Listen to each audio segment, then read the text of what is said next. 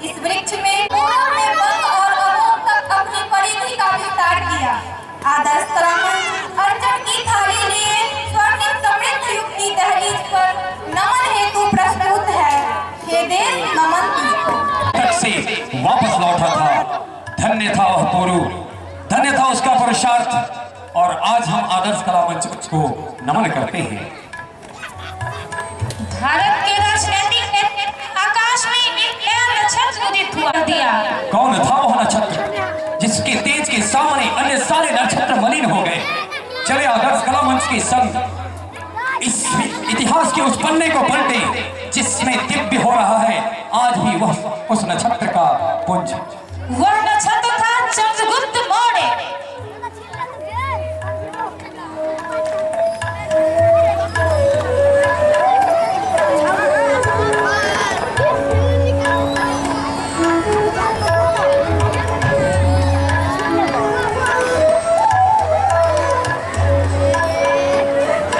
मौर्य वंश के संस्थापक चंद्रगुप्त मौर्य का दरबार है।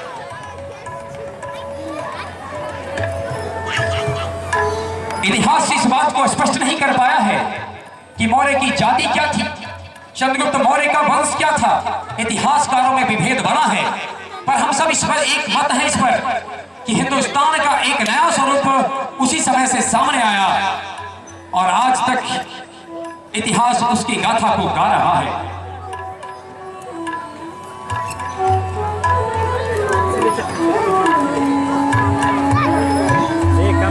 महाराज चंद्रगुप्त की जयकार मनाई जा रही है और जैसा कि हमने पहले ही कहा है यह झांकी है, केवल झलक ही देख पाओगे आप, बाकी कहानी तो आपको कल दिखाई जाएगी।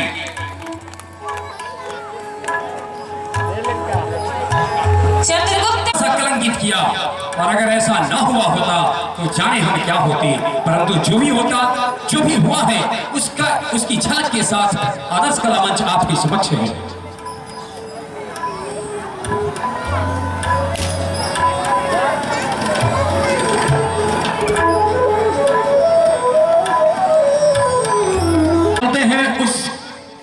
काल का गवाही बनने, जिससे कि आज ही नहीं बल्कि उस समय का काल भी गौरवान्वित हुआ था।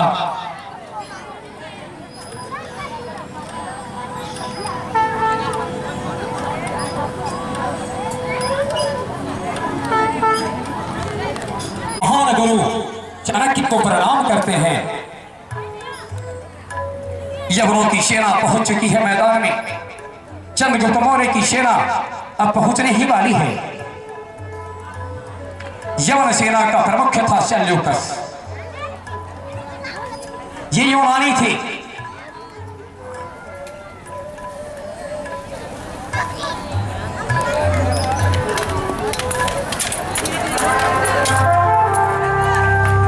भारतीय राज्यों के असंख्य टुकड़े को चंद्रगुप्त मौर्य ने संयुक्त कर उसमें राजनीतिक एकता स्थापित की। इससे पहले राज्य करने वाला राजा कहलाता था, चंद्रगुप्त कहलाया सम्राट। इससे पहले किसी को भी सम्राट होने का गौरव प्राप्त नहीं हुआ था। आए एक बार हम इतिहास के सबसे प्रथम सम्राट को नमन करें, जिसे आज हम चंद्रगुप्त मौर्य के नाम से जानते हैं। और आदर्श कला मंच के संग उसके वंदन करने हम पहुंचे। 323 ईस्वी पूर्व की यह दास्तां है।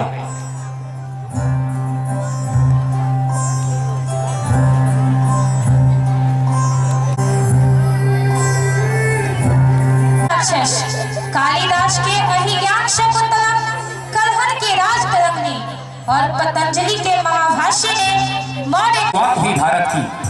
जब कहा गया जाता है सोने की चिड़िया भारत, जिसे उस चिड़िया के पर के बनने की बात जिस समय की है, जिस वक्त से उसके पर का निर्माण शुरू हुआ, वह वक्त था ईस्वी पूर्व 323 ईस्वी पूर्व की बात थी।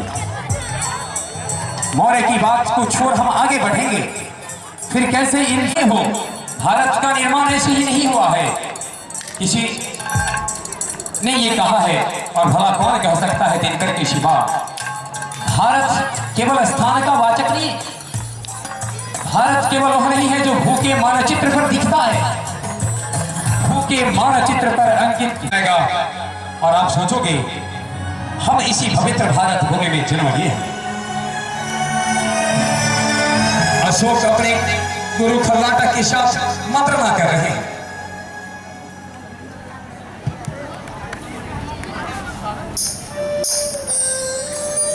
अशोक की बातें अब छोड़ चले हम आगे।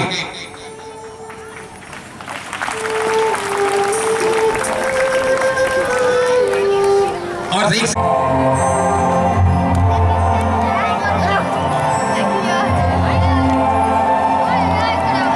मौर्य काल में भारत का न केवल राजनीतिक विस्तार हुआ, राजनीतिक विस्तार की बात करें तो भारत की सीमा अफगानिस्तान को टच कर रही थी। यूं समझ लें, धरती जहां तक थी तब तक ज्ञात वहां तक पहुंचा था अशोक का तलवार। और उस अशोक के तलवार को नमन, उस अशोक के शौर्य को नमन। और आपके बीच में अशोक कुछ अपनी राज्य सीमा का विस्तार करता नजर आ रहा था। राज्य सीमा का विस्तार तो इन्होंने किया ही था, लेकिन इनकी नगरीय व्यवस्था शैक्षणिक स्तर में भी काफी प्रगति हुई थी।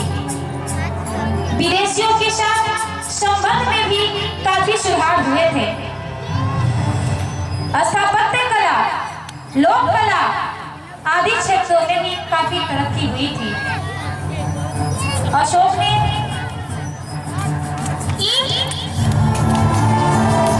ये वह युद्ध है जिससे अशोक ने अपने सीमा का विस्तार किया था और जयकार किया।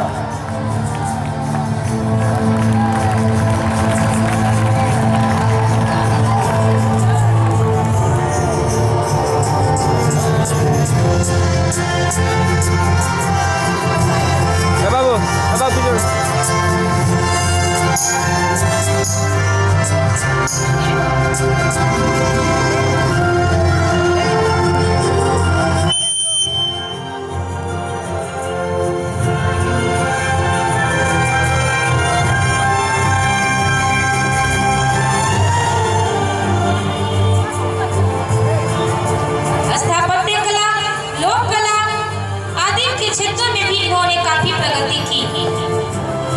कश्मीर में श्रीनगर नगर की स्थापना की।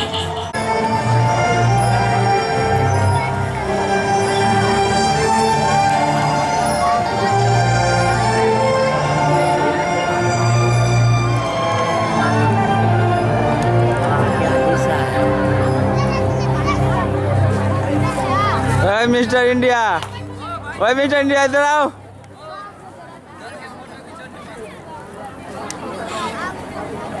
अशोक के पराक्रम से कई लोगों ने इसे प्रथम श्री हृदयेश्वर पांडे आदर्श कला मंच को 101 रुपए से आशीर्वाद दिया है। एक प्रश्न है, क्या रुपयों से आशीर्वाद करता है? इस प्रश्न का उत्तर ढूंढते ढूंढते बहुत दूर तक मैं चला गया। सड़क पर खड़े हर लोगों ने मुझसे कहा, पूछ मुझसे, तू जीता है जिस युग में वह धन युग है। बिना धन के तो मैं भी किसी को उपलब्ध नहीं होता। तो फिर तुझे भला सामने भरा जीव का या उसे भरा मंच के इस परिसर में जो भी वंचित है, जो भी प्रदर्श है, जो भी जिसका मंचन हो रहा है, जिसके मंचन का सोचा जा रहा है, भला वह कैसे बगैर धन के आया होगा। लेकिन धन के साथ हमने एक उपसर्ग जोड़ा, अपने साथ धन के साथ सा उपसर्ग को जोड़कर साधना और साधना को नई परिभाषा दी। मैं उन सब लोगों के प्रति आभार प्रकट करना चाहता हूं जो इस प्रदर्शन में, इस मंचन में उस नींव के पत्थर की तरह हैं जो दिख तो नहीं रहे हैं, लेकिन जिस पर यह मंचन और यह प्रदर्शन टिका हुआ। इसी क्रम में जलालपुर के भी नाट्य मंच है, उससे 101 रुपए का आशीर्वाद आया है। और आज की तारीख में जो कुछ भी हासिल हो रहा हो आदर्श कला मंच को, सब हे देश नमन तुझको।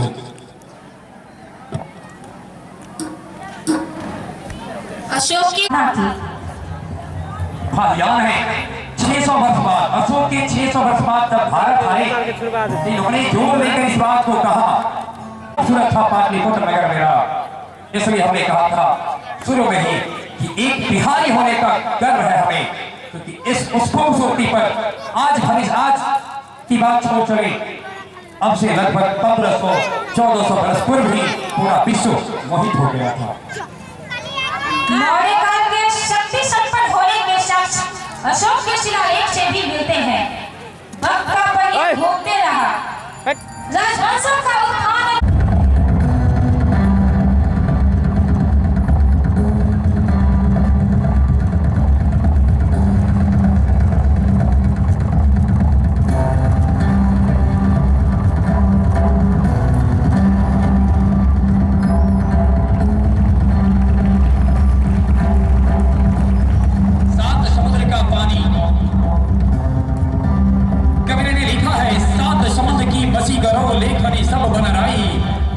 सबका गद करो हरिगुण लिखा ना जाई। और यहाँ से आदर्श कला मंच यह कहता है कि हे सतकर्णी तुम्हारा गुण इस 7 मिनट में कहीं न जाई।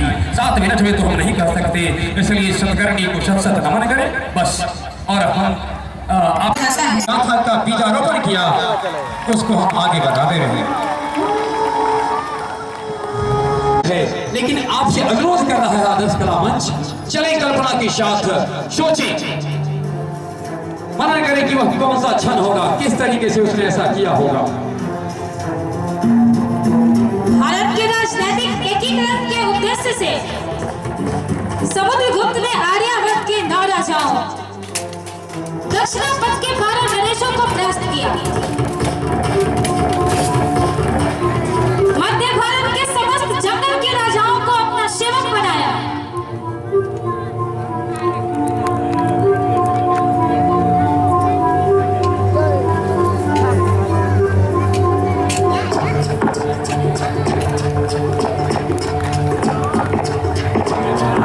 इसके साथ ही विकसित समृद्ध एकीकृत भारत का नया स्वरूप दुनिया के समक्ष सामने आया।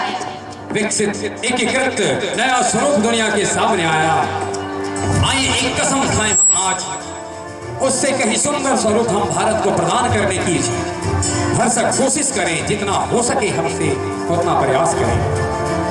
यही सच्ची याद होगी आजादी के पर्व दिवस पर, आजादी की कहानी की और भारत की कहानी की। भारत को नमन करने का सबसे पूरी अमल यही होगा।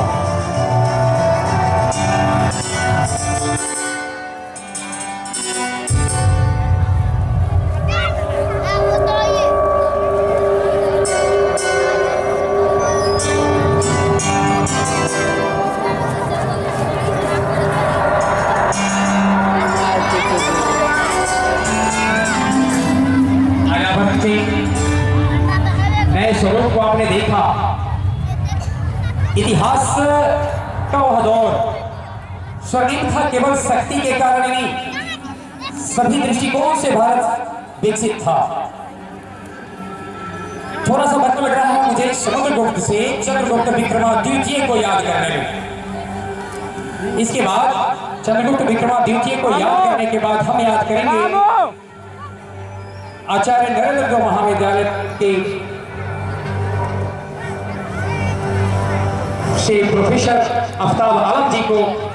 इसलिए अगर उनका मेरी आवाज पहुंच रही है तो मंच के समीपस्थ हो ताकि हम उनको आमंत्रित करें। लेकिन थोड़ा सा वक्त लगेगा क्योंकि दरबार सजा है चंद्रगुप्त द्वितीय का, और चंद्रगुप्त द्वितीय को इतिहास कहता है विक्रमादित्य भी। भला कैसे हम नहीं हो सकते बोलेंगे उसको। एक नहीं और रुचि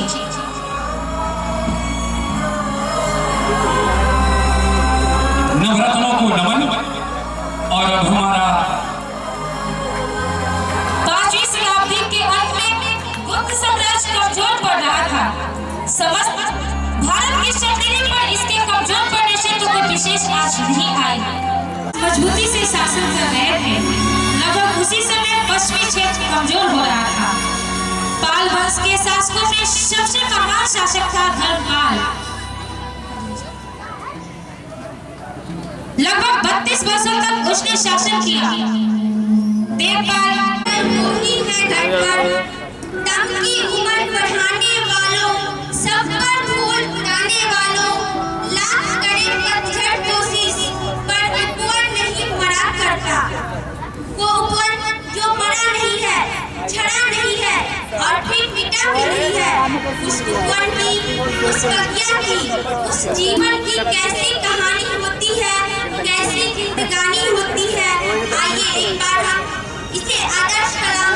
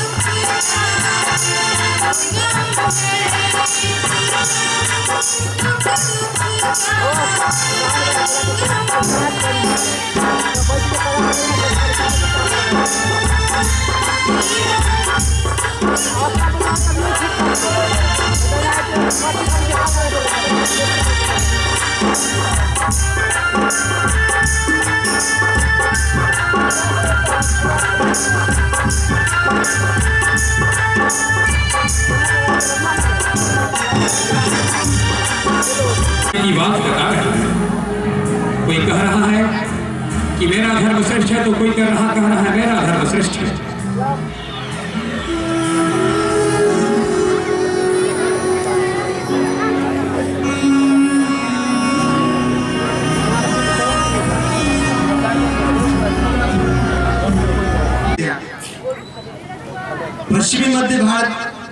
पश्चिमी मध्य भारतीय राज्य गुजरात में जूनागढ़ के 60 किलोमीटर दक्षिण पश्चिम में अवस्थित ये राष्ट्रीय उद्यान एशियाई शेरों के लिए विश्व प्रसिद्ध है।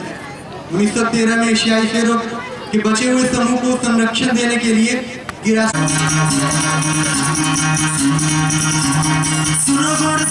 वालों बुरी नजर ना हम पे डालो, सुनो गौर से दुनिया वालों बुरी नजर ना हम पे डालो, चाहे जितना जोर लगा लो सबसे आगे होंगे हिंदुस्तान।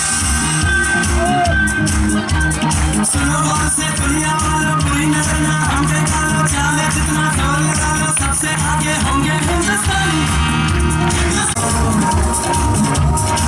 हमने कहा है जो तुम भी कहो, हम मिलजुल के बोले अब तो याद अपना जहां है सबसे प्यारा। आओ हम मिलजुल के बोले अब तो याद अपना जहां है सबसे प्यारा। हमने कहा है जो तुम भी कहो।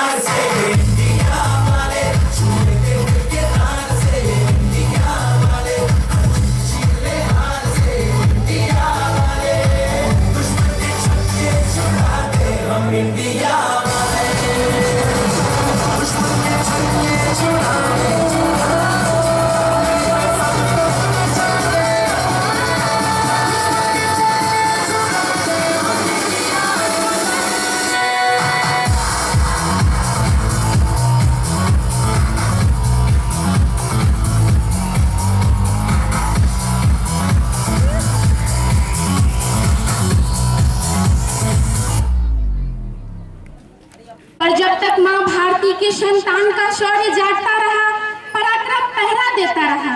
सोने की चिड़िया सलामती से उन्मुक्त गगन में उड़ान भरती रही।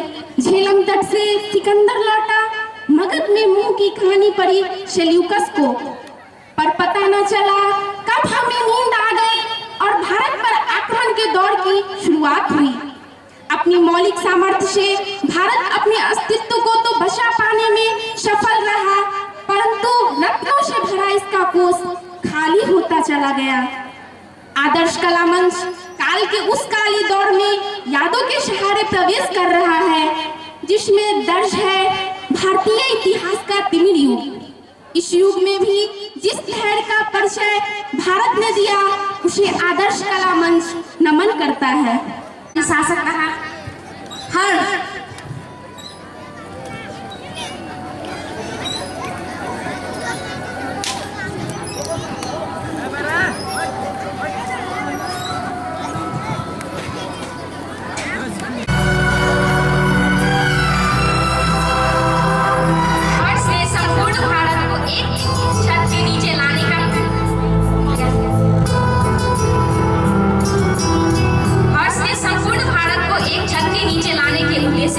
अपनी सारी शक्ति तथा योग्यता को एक सुव्यवस्थित विजय के कार्यान्वित रूप में लगा दिया। हर समय भारत की राजनीतिक एकता को मजबूत करने के लिए अपनी पूरी ताकत झोंक दी। लगभग 4 दशक वह भारत की आर्यावर्त की रक्षा करता रहा, पर विडंबना कहिए इसे विधि की कि जब वह पूरब की ओर देखता था तो पश्चिम लड़खड़ा जाता था, जब पश्चिम की ओर देखता था तो पूरब लड़खड़ा जा रहा था। शायद टहनियां कोखली पर खोखली हो गई थी और वह खोखली हुई टहनियों को संभाल नहीं पाया। हर्ष लगभग 42 वर्ष सफल हो या मंगोल जिस रास्ते से ये प्रवेश करते थे वह क्षेत्र सिंध और पंजाब में पड़ता था। 8वीं सदी का पहला दशक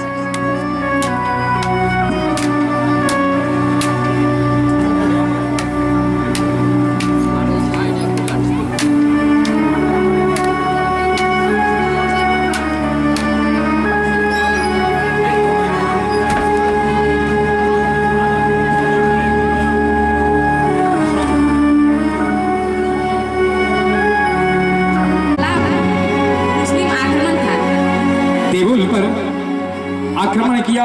मोहम्मद बिन कासिम ने पहला आक्रमणकारी था भारत पर, जिसका मकसद था इस्लाम धर्म का प्रचार।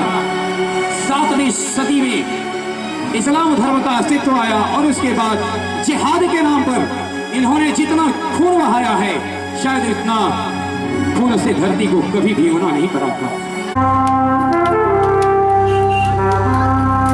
लगभग 27 वर्ष के अंतराल में भारत पर 17 बार हमला किया।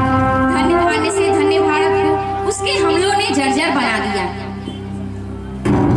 समय बीतता गया, एक नई जाति भारत पर हमला किया।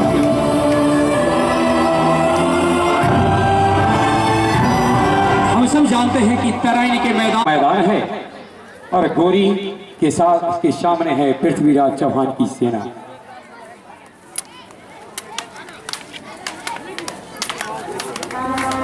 युद्ध में शौर्य का परिचय दिया पृथ्वीराज चौहान ने, लेकिन यह विजय कितनी क्षणिक हुई, इसे हम जानने का प्रयास करेंगे।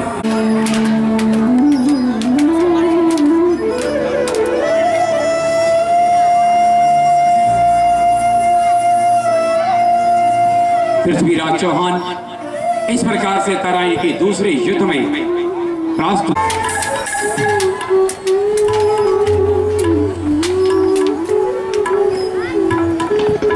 उसने सर्वाधिक नुकसान दिल्ली को पहुंचाया। सल्तनत काल में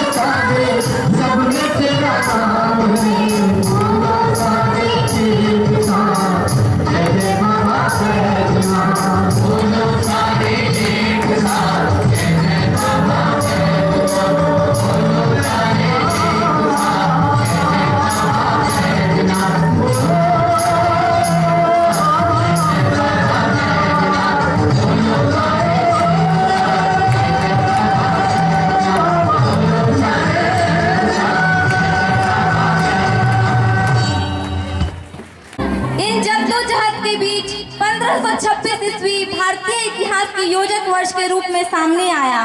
पानीपत के मैदान में मंगोल आक्रमणकारी बाबर ने 21 अप्रैल को इब्राहिम लोदी को परास्त कर भारत में मुगल वंश की नींव रखी। इस वंश के शासकों ने भारत को राजनीतिक एकता के सूत्र में बांधने का प्रयास किया और सफलता भी पाई। बाबर, हुमायूं, अकबर, जहांगीर और औरंगजेब तक मुगल शासन मजबूत रहा। औरंगजेब की मृत्यु के बाद भारत में गुलामी की नई कहानी शुरू हुई। इस वैभव देखकर इंद्र भी शर्मा जाता था और आज हालत ऐसी है कि निद्रा भी ठीक से नहीं आ रही है। आदर्श कला मंच महंगाई के उस युग में, उस स्थिति में क्या हुआ, क्या हालात है? अब थैले में पैसे मुट्ठी में लाई, हाय महंगाई महंगाई महंगाई। शक्कर में ये आटे की मिलाई मार गई, पाउडर वाले दूध की मलाई मार गई, राशन वाली लैन की लंबाई मार गई, जनता जो थी सिलाई मार गई, बाकी कुछ बचे महंगाई मार गई, महंगाई मार गई, बाकी कुछ बचा तो महंगाई मार गई, महंगाई मार गई। सदस्यों को मैं हार्दिक अभिनंदन करता हूं। इस कामना है अनुमंडल पदाधिकारी महोदय उद्घाटन और मुख्य अतिथि के रूप में इस मंच पर पधारे थे। उन्होंने आप लोगों को खास करके छात्र और छात्राओं से एक दिशा निर्देश दिया, जिस दिशा निर्देश के संबंध में उन्होंने बताया जो ये सब जो कला है, आप शिक्षा के क्षेत्र में आगे बढ़ सकते हैं। मोबाइल से दोस्ती करने से आप आगे नहीं बढ़ सकते हैं। आज हम प्रायः छात्र छात्राओं को यह देखते हैं जो ज्यादा अपने मोबाइल पर ध्यान देते हैं, मोबाइल पर नहीं ध्यान दें, अपनी किताब पर ध्यान दें, पढ़ें, योग्यता हासिल करें, तब ये उनका जिंदगी में वो सफल हो पाएंगे। इसलिए मैं अंत में ये संचालक महोदय को धन्यवाद ज्ञापन करता हूं और खास करके जो छात्र छात्राएं इसमें भाग लिए हैं, उसमें ये हमारे महाविद्यालय परिवार की ओर से प्रधानाचार्य महोदय ने यह मंच पर घोषणा कर दिया है, तो सभी को मेमेंटो देके वे पुरस्कार के रूप में देंगे। जो कल झंडा तोलन के बाद का कार्यक्रम है और हम उमा जिसे अनुरोध करते हैं जो भी छात्र जहां अपना कला का प्रदर्शन किए हैं उसका वो नाम आज शाम में निश्चित रूप से हमारे प्रधानाचार्य महोदय को दे दें, जो कल हमारे विद्यार्थी को पुरस्कार स्वरूप प्रधानाचार्य महोदय प्रदान कर दें। कमाल बुजदिली है अपनी आंखों में पस्त रहना, तो क्या कुछ हो नहीं सकता। थोड़ी सी जरूरत हो तो क्या कुछ हो नहीं सकता। उभरने ही नहीं देती बेईमानियां दिल की, उभरने ही नहीं देती बेईमानियां दिल की, वरना वो कौन कतरा है जो दरिया हो नहीं सकता, वो दरिया हो नहीं सकता। सब में सामर्थ्य है, असीम सामर्थ्य है, एक दरिया बनने की जरूरत है। दिल की बेईमानी को हटाने की, मिटाने की, उसे भगाने की। और आज यह मंच जिस समा में बंधा है और उसके साथ जो यह परिवेश तालमेल मिला रहा है, उसी तालमेल को व्यक्त करता है आदर्श कला मंच की यह प्रस्तुति। पंछी सुर में गाते हैं, भौरे गुनगुनाते हैं, तो हम चाहते हैं इस गाने को सुनें।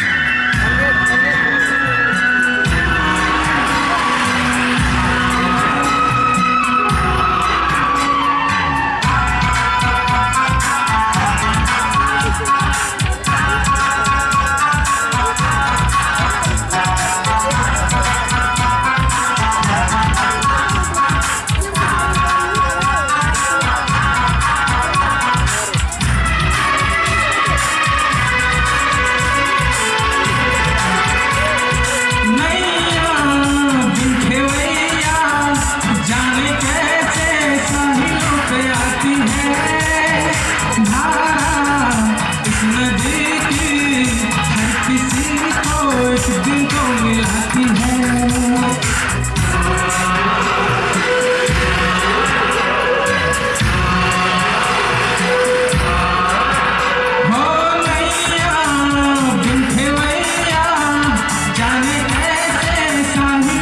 आती है धारा इसमें देखी हर किसी को एक दिन तो मिलाती है।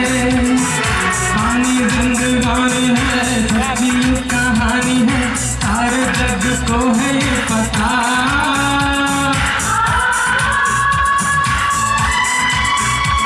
अरे ऐसे मुस्कुराती है मुफिजा बुलाती है जैसे हो ये मेरी दिलरुबा।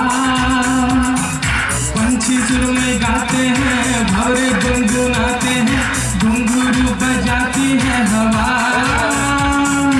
ऐसे मुस्कुराती है मुफिजा बुलाती है जैसे हो ये मेरी दिलरुबा। जैसे हो ये मेरी दिलरुबा। जैसे हो ये मेरी दिलरुबा। सबसे हंसी है सबसे जुदा है वो देखो मेरी जान।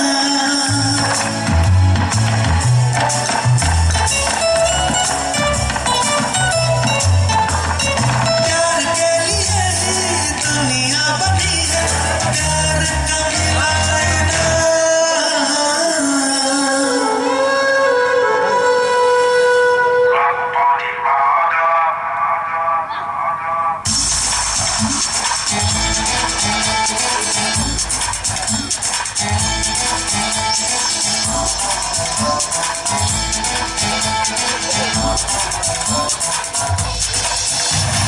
रघुपति राघव राजा राम रघुपति राघव राजा राम नॉन स्टॉप पर आज की पर सेलिब्रेशन से।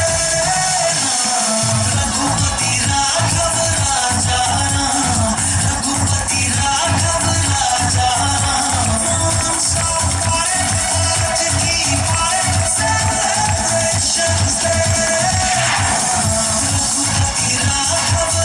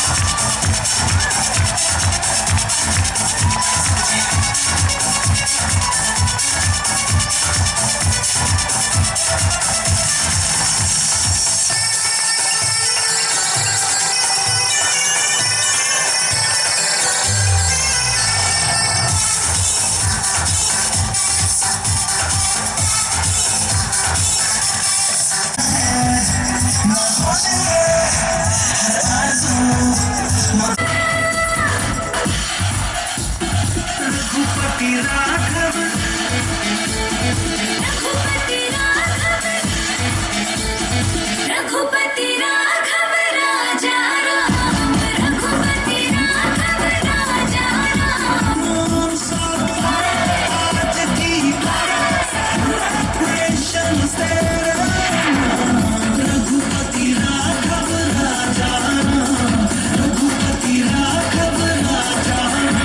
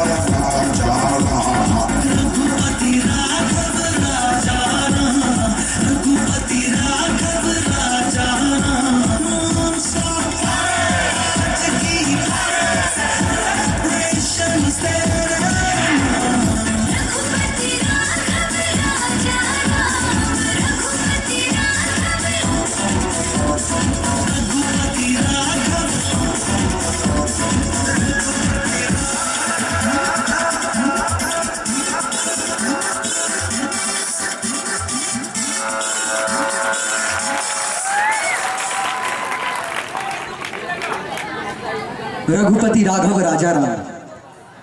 वाह, गांधी के इस गीत को हम आत्मसात करते हैं और इस गीत और संगीत की दुनिया को हम विराम देते हैं और फिर से हम उसी सफर में चलते हैं जहां हमने अपने भारत को छोड़ा था, एक ऐसे पड़ाव पर जहां वह दमन और दुष्चक्र के जाल में झुलस रहा था, दमन और दुष्चक्र की आग में झुलस रहा था।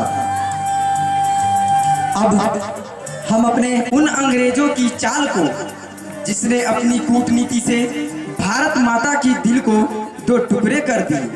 स्वतंत्रता का सूरज उदित तो हुआ, पर उस पर विभाजन की कालिमा की स्याही स्पष्ट देखी जा सकती है। आदर्श कला मंच अपने सफर में अब उस क्षितिज पर पहुंच रहा है जहां एक साथ उसे स्वतंत्रता की लालिमा और विभाजन की कालिमा दिखाई दे रही है।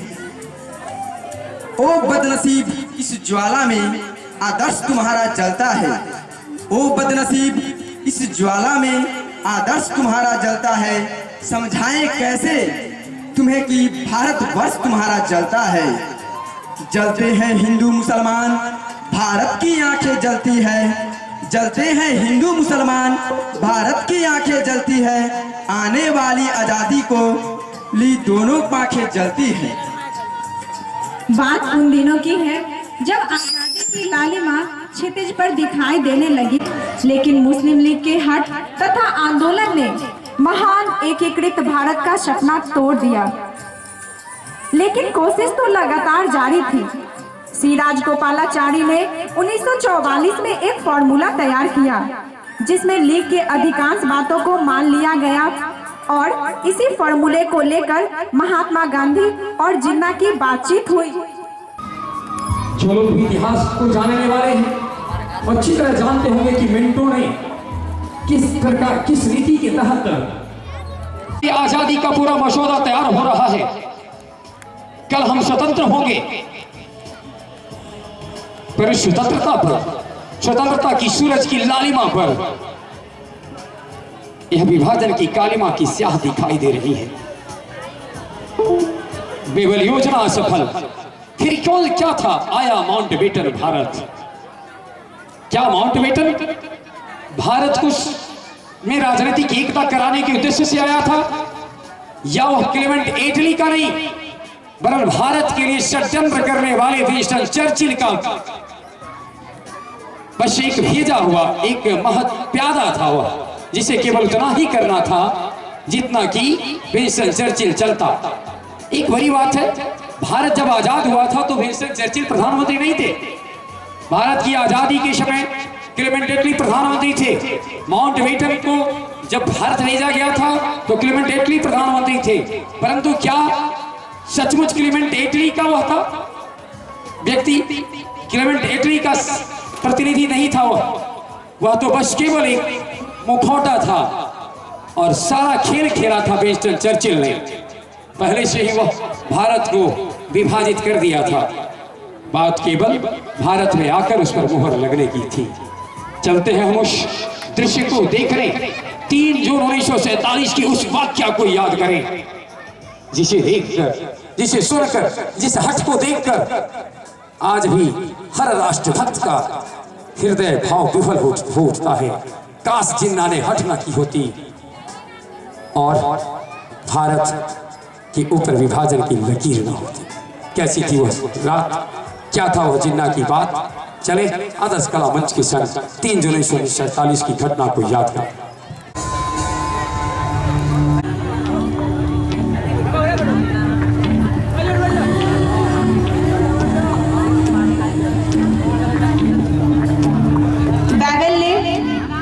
सम्मेलन कराया। इस शिमला सम्मेलन में नेहरू, गांधी, लॉर्ड बेबल और मोहम्मद अली जिन्ना और साथ ही कांग्रेस तथा मुस्लिम लीग के सभी सदस्यों ने भाग लिया। यह वार्ता भी मुस्लिम लीग के कारण पूर्णतः असफल रही।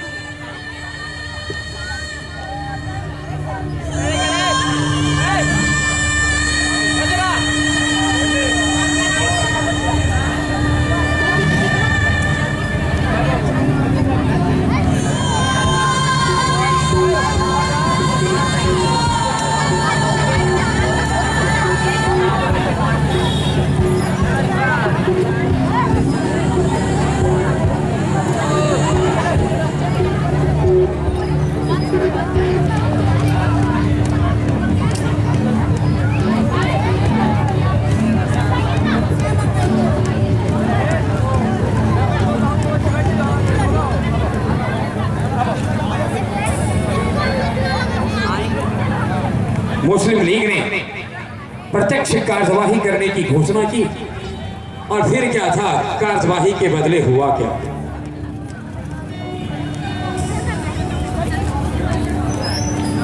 डायरेक्ट एक्शन डे की घोषणा की गई और लोग एक्शन में आ गए, लेकिन वो एक्शन भारत के लिए क्या सिद्ध हो? आपस में लड़ बैठे। 16 अगस्त 1946 को डायरेक्ट एक्शन डे मनाया गया। कई जगह हिंसे, झड़प और दंगे उभर कर सामने आई।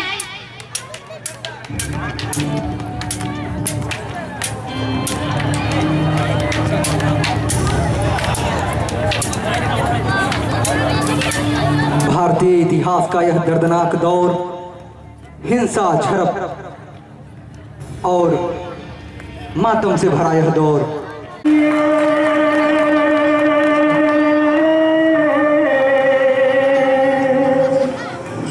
काम अगर ये हिंदू का है, मंदिर किसने लूटा है, मुस्लिम का है काम अगर ये खुदा का घर क्यों टूटा है, जिस मजहब में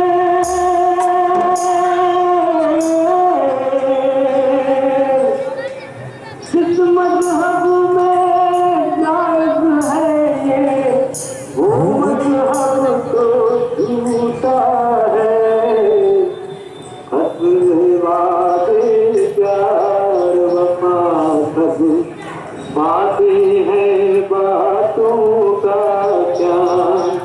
हिंसा की बुनियाद पर कोई भी मजहब अगर टिका है तो सोचो उसका मकसद क्या हो सकता है। जो मजहब इंसान को इंसान से बैर करना सिखाए वह मजहब नहीं हो सकता, चाहे वह इस्लाम हो, चाहे वह हिंदू हो, चाहे सिख हो या क्रिश्चियन ईसाई, कुछ भी हो।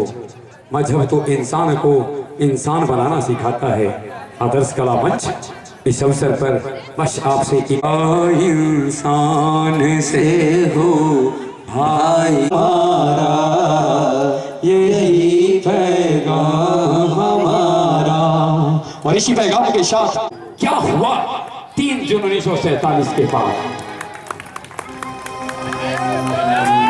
3 जून 1947 को दोनों ही दलों के नेताओं ने, जब एक हिंदू अथवा एक भारतीय राष्ट्रवादी सोचेगा इसको जाति से ऊपर उठकर, धर्म से ऊपर उठकर, मजहब से ऊपर उठकर इंसान होकर अगर वह सोचेगा, तो इस दिन को याद कर उसका जेहन तरफ उठेगा, चाहे वह हिंदू हो या मुसलमान हो।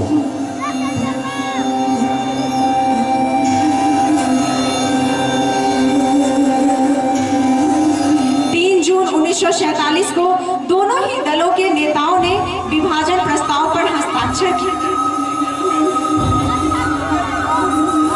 विभाजन प्रस्ताव पर हस्ताक्षर हुआ, फिर क्या था, हो गई तकरार, खड़ी हो गई दीवार, और फिर बट गई सरकार, और आ गया अस्तित्व भारत और पाकिस्तान का। फेस्टिवल तारीख शेष बची थी जून से रक्त में, और वहां जो बह रही थी वो केवल रक्त था। आदर्श कला मंच यहाँ थोड़ा सा विराम लेगा अपने सफर में आगे बढ़ने से पूर्व। जब आजाद भारत हो गया, भारतीय इतिहास में इस दिवस को ऐतिहासिक भी बताया।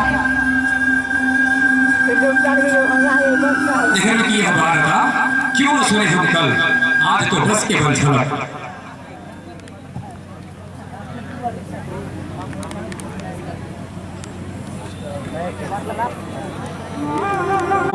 अब आपके हवाले बदन है, अब हमारे हवाले बदन है, तो आप लोग अपना तैयारी करें प्रत्येक गीत गाने के बाद। के वास्ते मैं हूँ, वतन है मेरे वास्ते, वतन की आरजू मैं हूँ, वतन है मेरा आरजू, वतन के कर्म भी मेरे, वतन ही धर्म है मेरा, वतन का मैं सब कुछ हूँ, वतन है सब कुछ मेरा। इसी भावना को समेटे यह गीत है। ताकत वतन की तुमसे है, इज्जत वतन की तुम।